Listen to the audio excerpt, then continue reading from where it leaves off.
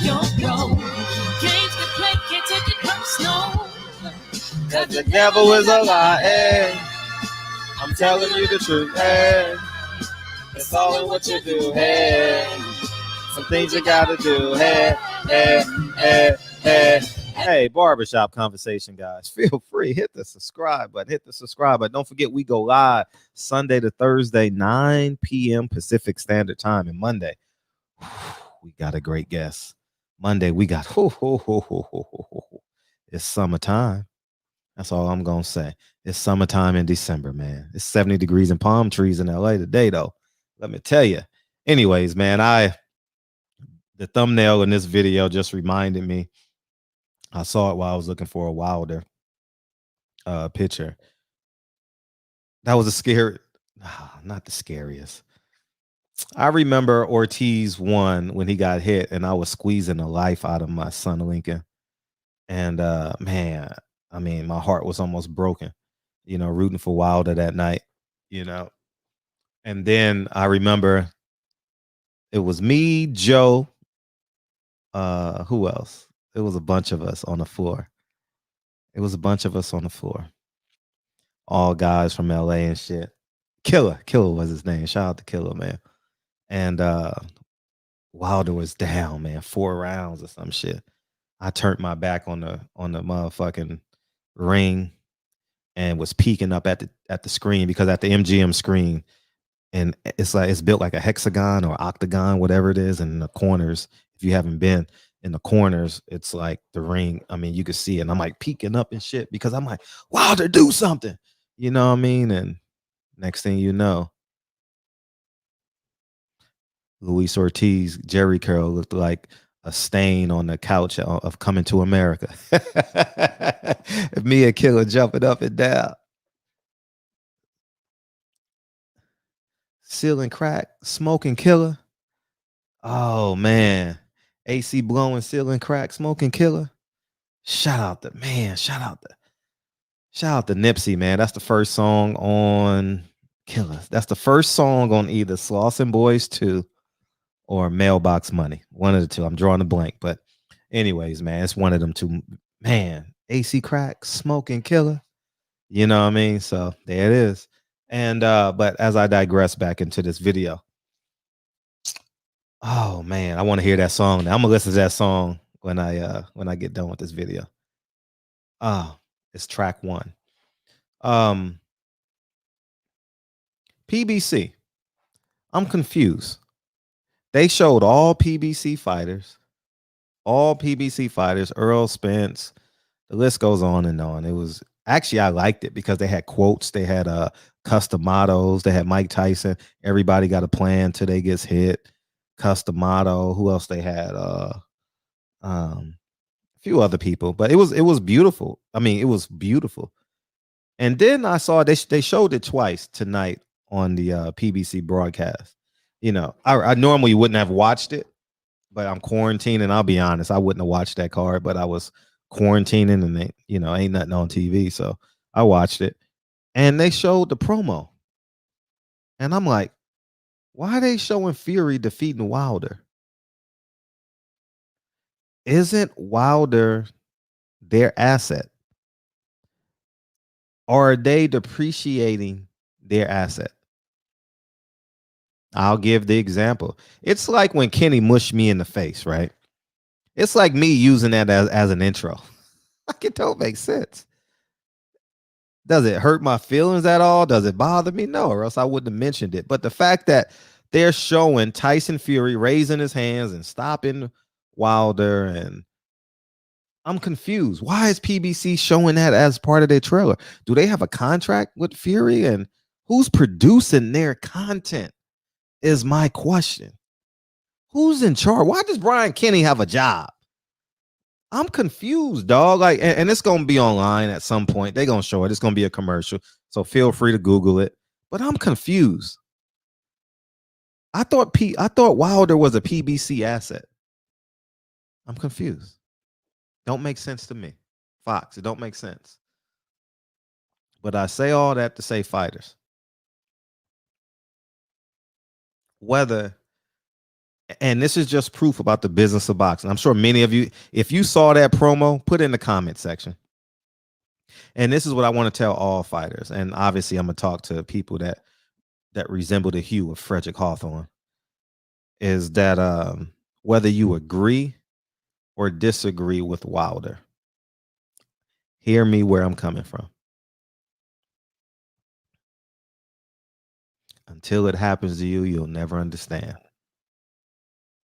And the example I was going to use is, it's an extreme one, but I want to use this in context. You see that man behind me, Malcolm X.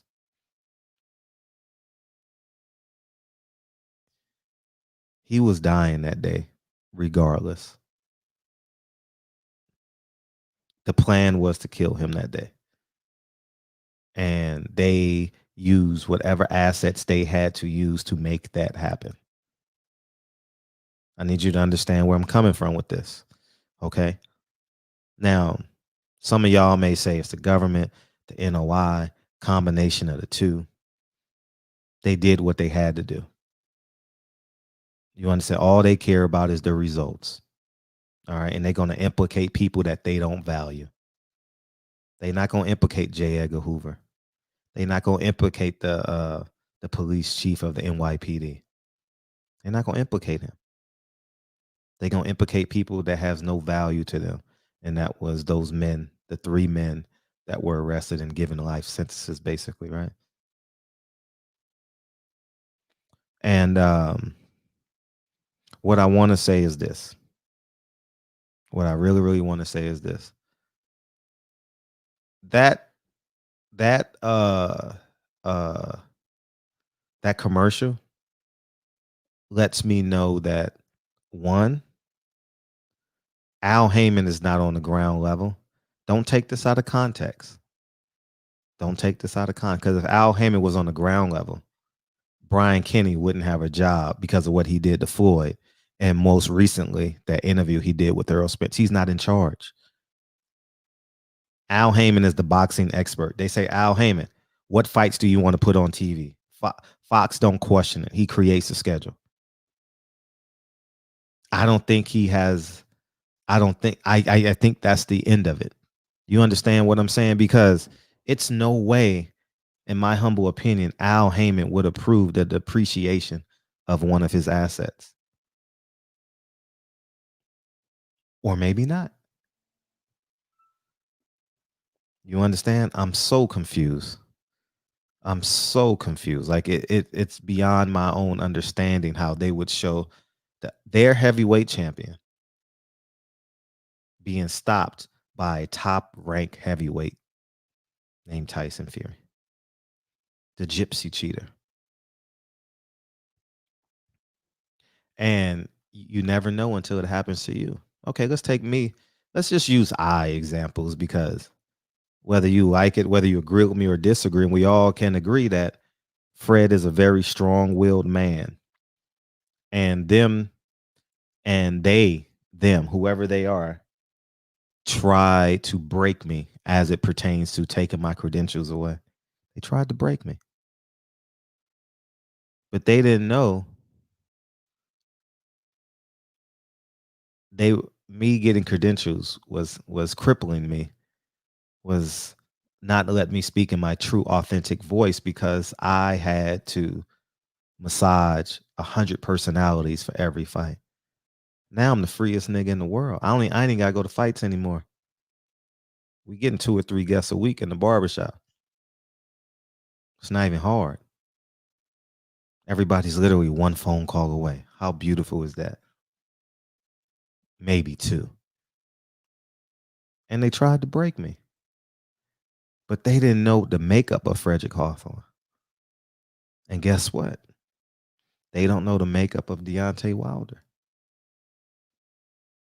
They try and break you in so many different ways. Y'all don't see it because you got to, and I hope this offends you to inspire you. If you want a ground floor your entire life, getting food stamps, just living to work a job, this message don't apply to you. Don't apply to you at all. But if you want to get enough information from your job to be a competitor of your boss, they're going to make sure it doesn't happen. I'll use another example. People say, Fred, why you never sent your apps and stuff to Apple? I had a lot of ideas for apps and all that shit, and I never sent them to Apple because I knew what Apple was doing. They was replicating. They were replicating the apps, replicating them and renaming them because they know I don't have enough money to mediate with them in court. Do you get it? You'll never know until it happens to you. Why is Al Heyman posting an advertisement? They showed it twice. It's a promo of Tyson Fury stopping Deontay Wilder. You know why? Fox owns the footage, not Al Heyman. When you make the deal with the devil and you believe in God, he's going to tell you, he's not going to tell you he's the devil. He's going to be Judas. But he's going to show you one day. And I know y'all say, oh man, Fred, you're taking this too far.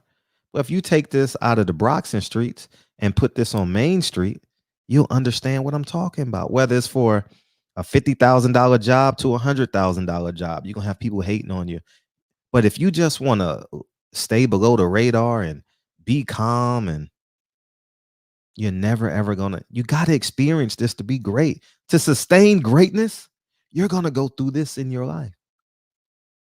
I knew I was going to be great as a journalist. I've been great as a school teacher, great as an author, great as a filmmaker. All these are awards all over my office, all over. Award, award, award, award, award, award, all over the walls. Some by peers. Regardless, Wilder was on the verge. Wilder was on the verge of probably being the most powerful man in sports. Without a Nike contract. Think about it.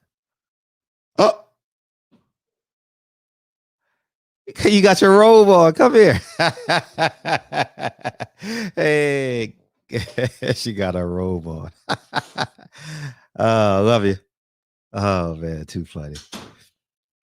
Her auntie bought her, one of them child-sized robes and stuff. It's funny. It's cute. He was gonna be more powerful than LeBron James. Think about it. Heavyweight champion of the world without a Nike contract. Think about it. Y'all not ready for this because this is on a whole nother thinking. Deontay Wilder came out the Nipsey Hussle, Malcolm X, Martin Luther King. I don't remember, but I'm assuming probably Muhammad Ali, and it was the most powerful ring entrance. Like, if I would have been watching at home with my son, I would have cried. It was that powerful to me.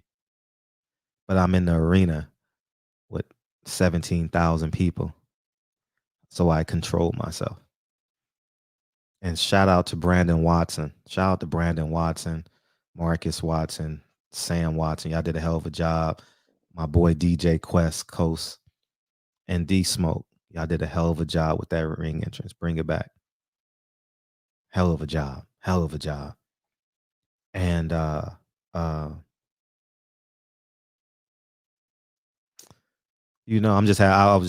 was in my emotions about that ring entrance. That ring entrance meant a lot to me. And they don't want a man like Deontay Wilder free and running through the prairies. Every animal is afraid of him. They don't want a man like me in the media room, free and running through the prairies. Every man is afraid of me. Y'all thinking physical. Imagine Deontay Wilder make $200 million in his next 3 fights. Fury, Joshua, rematch Joshua, minimum $200 million.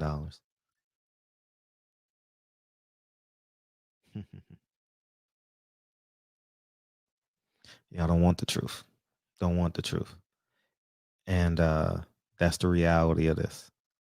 You know, think of the AJ story. Shout out to Drew. Shout out to Drew Titan. Drew Titan brought this to my attention. AJ was having a panic attack because he wasn't normal that night.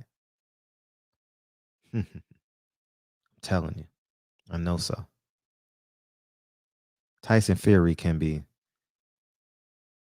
roped and lassoed. Deontay Wilder can't. Frederick Hawthorne can't. Don't they know? Don't they know? I would have convinced a certain population of the media to create their own union, to create our own union, and place demands upon media, place demands upon promotional companies for us to come and cover their fights. Yeah, I was on the verge of doing that shit. They didn't want that. And without a leader, people aren't gonna do it. They gonna say, "Oh, I'd rather have my credential. Oh man, I don't want to ruffle no feathers. Oh, Fred, you're probably just doing this because you do." No, I'm not. I want power.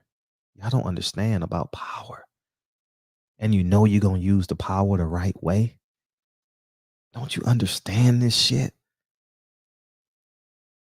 You don't get it. Wilder would have flipped boxing on his ears. And this is not a conversation I can have with Bob Arum. He's on the other side. This is not a conversation I can have with Al Heyman. He has to work with Fox. This is not a conversation I can have with Eddie Hearn. He's going to be doing business with the Zone for a long time. This is a conversation that I got to have with my people surrounding me to protect me. To do their best to protect Wilder, to protect a man like me, to protect, not comparing myself to him. I'm not even a 0.5% of what Malcolm X was. The man gave his life. Malcolm X. You know? Every day when I walk in my office, I see men that sacrifice, and for the most part, men that sacrifice their life. Harriet Tubman and Michelle Obama is in there as well, but sacrificed their life. In some cases, gave their life, you know, for the betterment of others. You know, and shout out to my grandfather, Curtis Peebles, man. Fun fact about my family: Nat Turner killed my slave owner, my family slave owner. Last name was Peebles. That's the first name of my family, first surname. And but that's the truth. Did someone betray Wilder? Yeah. Did someone betray me? Yeah, I heard it in my own voice. I heard Tim Smith advocate. I heard Tim Smith advocate trying not to get me credentials. To me, I seen it. I'm not that big of a deal, so you can do it publicly and or to me. You know, it ain't like it's a life or death situation. It's not like that. Did they do it for Malcolm? Yeah. The man giving him CPR at the Autobahn, was a police officer. I think it was Officer Barrett, if I'm not mistaken. If I'm not mistaken, I believe it was Officer Barrett. So it's just these are just so many important things that we got to understand. And that's why when Tyron Brown came on this show and said, "Y'all got to protect me," and I'm not saying that protect me in terms of, excuse me, Gene Roberts is his name, Gene Roberts. Yep, Gene Roberts. Professor, I said Barrett. Professor Officer Gene Roberts. I believe he died of cancer, if I'm not mistaken. And uh yeah, man. Gotta protect Wilder. But this is not a conversation for the ordinary man. So this video is gonna get a lot of thumb downs. I'm a conspiracy theorist. I'm a race baiter. What else am I? I'm crazy. I'm so crazy that I'm a short, black as midnight man that made millions in this system. No, excuse me. That's worth millions in this system. I'm so crazy and a conspiracy theorist. Without a boss, I did it. Money is the only thing y'all understand. Y'all don't respect power because y'all feel inferior to it. It's a threat to your beta masculinity. You feel threatened by Deontay Wilder when he walks into a room. I celebrate him. You feel threatened when Deontay Wilder don't walk in with 40 guys. He walks in with 2 or 3 guys. Y'all feel threatened by that. That's the truth. And I apologize for I didn't know this video was gonna go here. I apologize for having this conversation or sharing these thoughts with y'all because y'all don't get it. This video is only made for the 10%. 90% of people not gonna appreciate this video. They think it's weird. They may think it's pompous.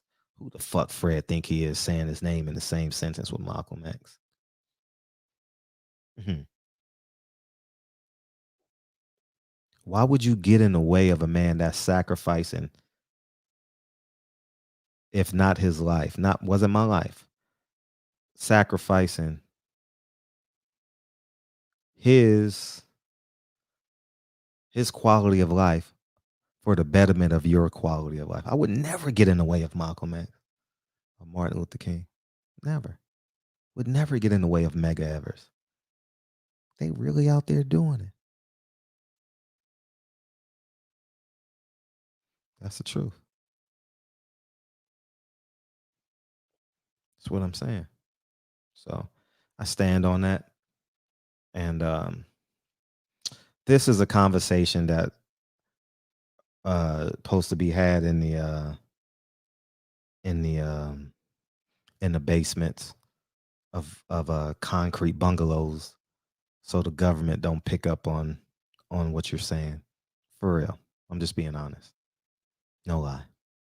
Anyhow, man, barbershop conversations, man. I shouldn't even made this video, but I'm gonna post it. I shouldn't even made this video because y'all gonna say, "Oh, Fred is a conspiracy theorist." Al Haymon conspired to get Deontay Wilder beat. It's bigger than Al Haymon. Al Haymon is a content provider.